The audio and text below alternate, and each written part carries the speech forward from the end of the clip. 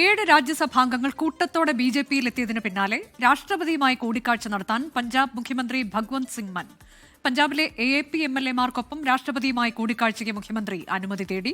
നിലവിലെ സാഹചര്യം രാഷ്ട്രപതിയെ അറിയിച്ചേക്കും. അതേസമയം താൻ പാർട്ടി വിട്ടത് ഭയം കൊണ്ടല്ല, വെറുപ്പ് കാരണം എന്നാണ് രാഘവ് ഛദ്ദയുടെ പ്രതികരണം. കേൾക്കാം. जो लोग ये कह रहे हैं खास तौर पे आम आदमी पार्टी के नेता कि डर कर चले गए आम आदमी पार्टी छोड़कर, हम डर कर नहीं, डिसअपॉइंटेड महसूस कर गए आम आदमी पार्टी से. हम डर कर नहीं, डिसएंचेंटेड फील कर गए आम आदमी पार्टी से. हम डर कर नहीं, डिसगस्टेड फील कर गए आम आदमी पार्टी से.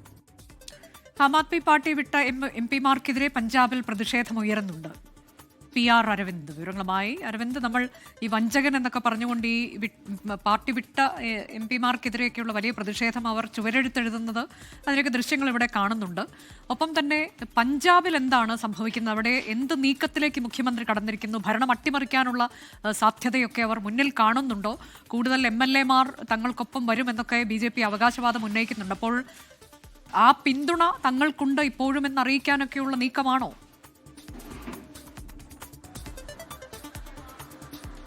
അനുജൻ, നിർണായകമായ നീക്കമാണ് ആം ആദ്മി സർക്കാരിന്റെ ഭാഗത്തു നിന്നുണ്ടാകുന്നത്. കാരണം 10 രാജ്യസഭാ MP-മാരാണ് ആം ആദ്മി പാർട്ടിക്ക് ഉള്ളത്. അതിൽ 7 പേരും BJP-യിലേക്ക് പോകുമ്പോൾ അവരെ അയോഗ്യരാക്കാൻ നിലവിൽ ആം ആദ്മി പാർട്ടി അപേക്ഷ നൽകിയാലും സാധിക്കില്ല.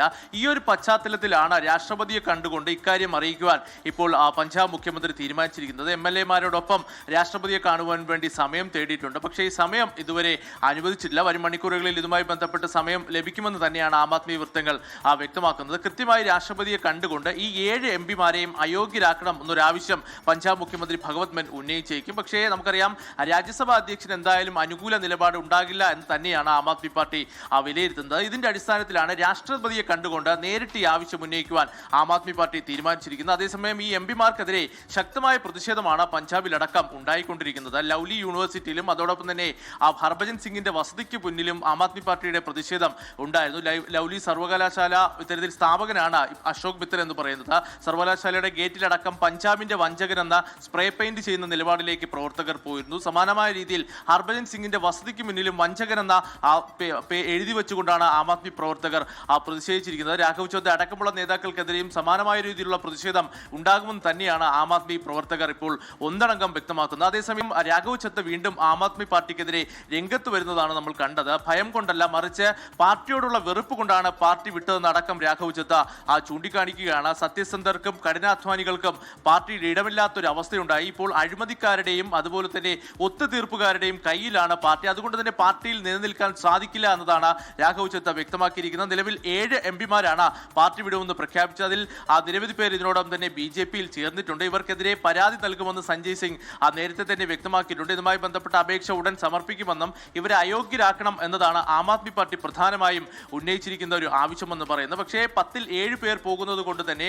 ഭരണഘടനയിൽ വ്യവസ്ഥ ചെയ്യുന്ന അയോഗ്യതയിലേക്ക് അടക്കം രാജ്യസഭാ അധ്യക്ഷൻ കടന്നേക്കില്ല എന്നതാണ് മനസ്സിലാകുന്നത്. പക്ഷേ പ്രതിഷേധം ശക്തമാക്കി മുന്നോട്ട് പോവുക, ഇത്തരത്തിലുള്ള നീക്കങ്ങൾ ഒരു തരത്തിലും അംഗീകരിക്കാൻ സാധിക്കില്ല എന്ന് തന്നെയാണ് ആം ആദ്മി പാർട്ടി നേതാക്കൾ വ്യക്തമാക്കുന്നത്. അതേസമയം MLA-മാരടക്കം പാർട്ടിയിൽ BJP-യിലേക്ക് പോകുമെന്നൊരു ആശയക്കുഴപ്പത്തിൽ കൂടി തന്നെയാണ് ആം ആദ്മി പാർട്ടി നേതാക്കളുള്ളത്. പഞ്ചാബിന് പുറമെ ഡൽഹിയിലും 15ഓളം MLA-മാർ BJP-യിലേക്ക് പോകുമെന്നുള്ള റിപ്പോർട്ടുകൾ പുറത്തുവരുന്നു. എന്തായാലും ഇതുമായി ബന്ധപ്പെട്ട് പ്രശ്നപരിഹാരത്തിന് ആം ആദ്മി കേന്ദ്ര നേതൃത്വം ചർച്ചകളും ആരംഭിച്ചതായി മനസ്സിലാകുന്നുണ്ട്. അനുജ, PR അരവിന്ദാണ് വിവരങ്ങൾ നൽകിയത്.